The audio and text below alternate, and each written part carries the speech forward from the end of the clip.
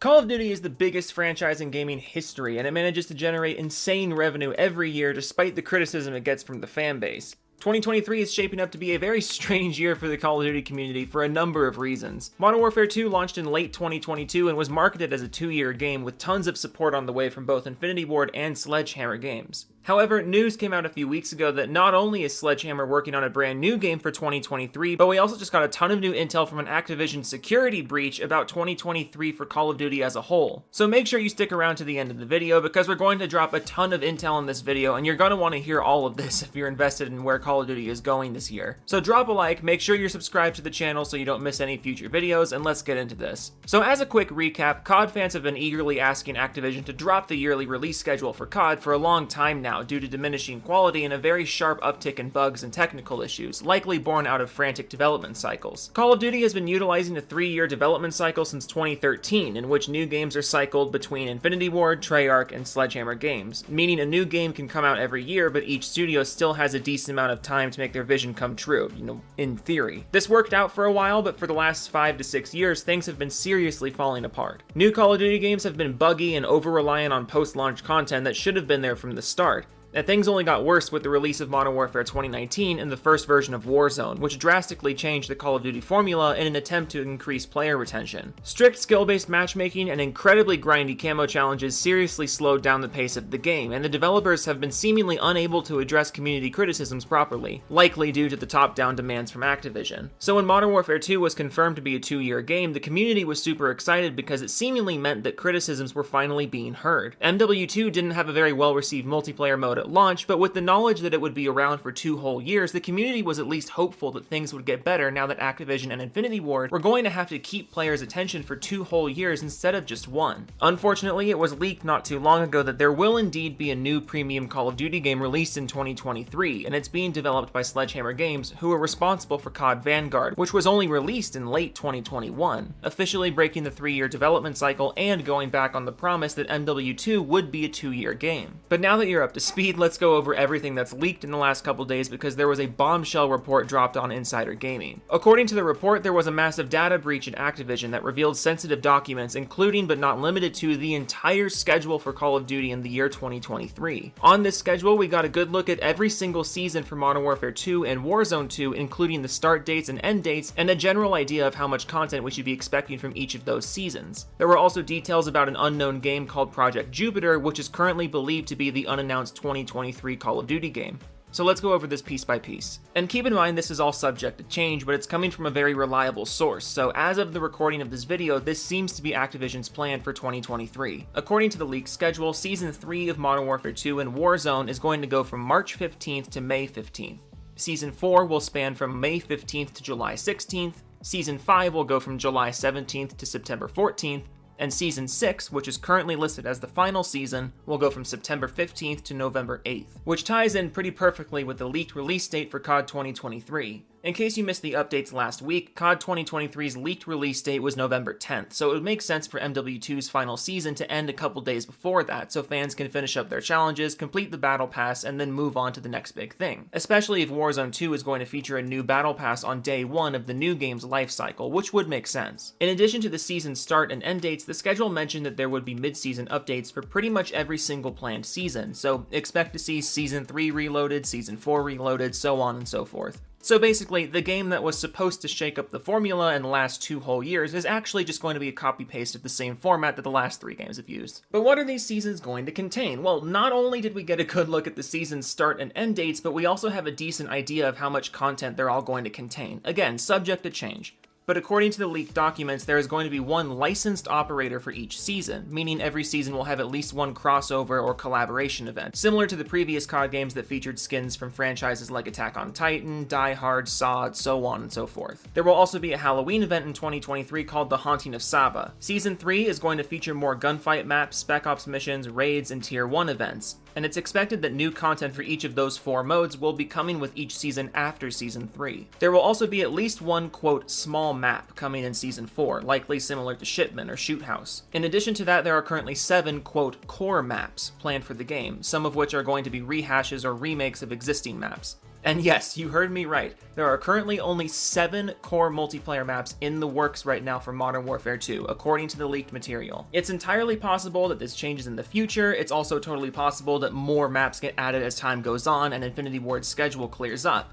But as of the recording of this video, there is a grand total of 8 multiplayer maps in development for the remainder of 2023, and one of them is going to be, quote, small. The leaked material also confirmed that there are going to be at least another 240 bundles released in the item store, likely divided up into roughly 70 bundles per season. But this brings us to CoD 2023. The leaked material actually did make multiple mentions to a game called Project Jupiter, which is believed to be the code name for the 2023 game. In case you were out of the loop, CoD 2023 is believed to be led by Sledgehammergames and is likely going to be an expansion of the massive paid DLC that they were reportedly working on for Modern Warfare 2. It's believed the game is going to be a spin-off to Modern Warfare 2's campaign, set in the same universe and possibly following some of the same existing characters, but it's unknown if it's actually going to be a Modern Warfare game, although we'll go over some of the leaked details about the game itself in a few minutes. It's believed the game is going to launch in the second week of November, following a few betas and an early campaign release about a week earlier, but the leaked items from Activision suggest more than that. According to the reports, Project Jupiter is going to have an alpha from the 26th of May to the 2nd of June, although it's unclear if this is going to be public. Most games do internal alpha testing, so don't be surprised if that's the case here. Interestingly, there are also 2 other time periods listed for Project Jupiter, but nobody knows exactly what they mean. The Activision documents claim Jupiter is going to go through something called GL4 from the 7th to the 28th of April, and then it'll go through GL5 from the 9th to the 30th of June. It's possible this is referring to some kind of internal testing, or maybe GL4 and GL5 are just abbreviations for phases of development that were never supposed to be made public.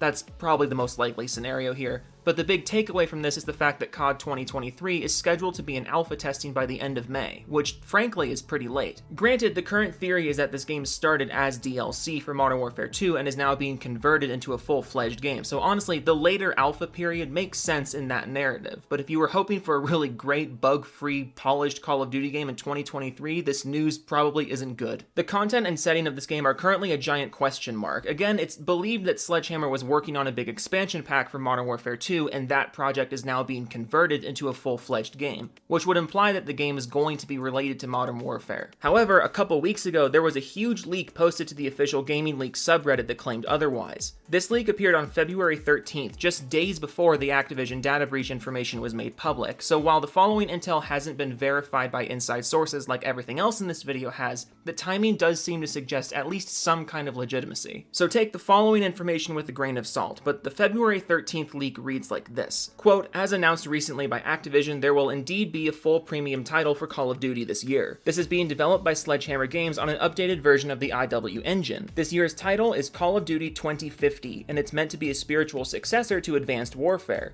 It will be the first CoD game in 7 years to include exosuits, bringing high mobility gameplay back to the franchise, and it will have the largest map verticality ever in Call of Duty history for 6v6 focused maps, with both of these features planned to be heavily pushed as selling points in marketing. The game will feature a full campaign, classic multiplayer, and Warzone 2.0 integration, bringing a new Battle Royale map along with it. Warzone 2.0 will feature exosuits for Call of Duty 2050's year of seasonal content, but will return to boots on the ground style combat when Treyarch's 2024 game releases. There is no Exo Zombies mode planned currently. The game will also bring back Advanced Warfare's customization system for the player's cosmetics, letting you completely customize your soldier's look piece by piece. Skins will still be sold in the store, but these skins will now act as bundles within bundles, so to say, as they are broken down into each part of the character's mode, such as the torso, head, mask, gloves, legs, boots, and more, meaning you can mix and match pieces from skins to create an entirely unique look, encouraging players to purchase even more skin bundles as well as giving them more creative freedom with their characters. Gone are the days of clones on the battlefield. This will also be a major selling point. In the campaign, the plot revolves around a war between humanity and artificial intelligence, specifically androids. In multiplayer, these are the two main factions, meaning not only do players get to customize their human operator, but also their robot operator. Speaking to the style of the campaign, it is meant to replicate the feeling of classic over-the-top Hollywood action movies, similar to some of the older games in the franchise. It's a far cry from the recent, more grounded style campaign in Modern Warfare 2. Field upgrades will be similar to the specialist abilities from Black Ops 3, and there's a potentially controversial change where tactical equipment will be more like a secondary ability rather than the usual smoke and stun grenades everyone's used to, and result of the new map design philosophies and extensive movement system. Currently, the shock stick is in the lethal equipment category. Essentially, players can completely customize their own unique super soldier from ability kit to appearance. End quote. So if these leaks end up being true, Advanced Warfare 2 might actually be coming to fruition after years and years of rumors. According to multiple inside sources over the last few years, Sledgehammer has wanted to make a follow-up to Advanced Warfare for quite some time now.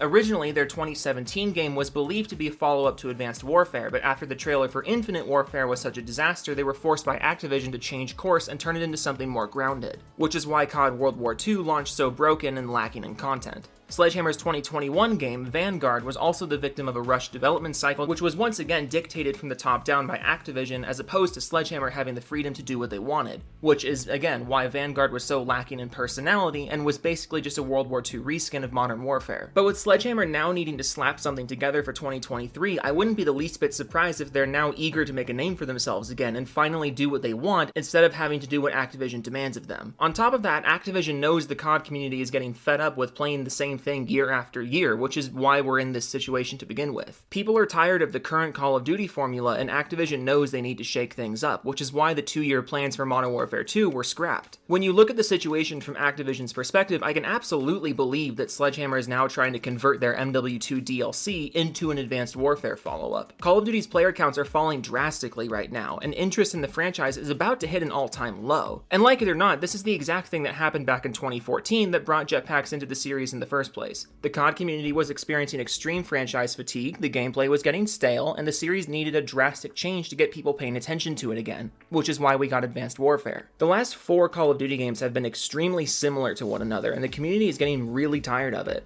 Activision needs a Hail Mary to get eyes back on the franchise, and frankly, a follow-up to Advanced Warfare might be the way to do it. But what do you think about all this? We know for sure that a new Call of Duty game is coming out in 2023, but do you think it's actually gonna have jetpacks? And what do you think of the current DLC plans for Modern Warfare 2? Is that gonna be enough to keep you interested if you're still playing? Or if you already quit playing, is that going to bring you back? Let us know in the comments, make sure you're subscribed for future videos, and we'll see you in the next one.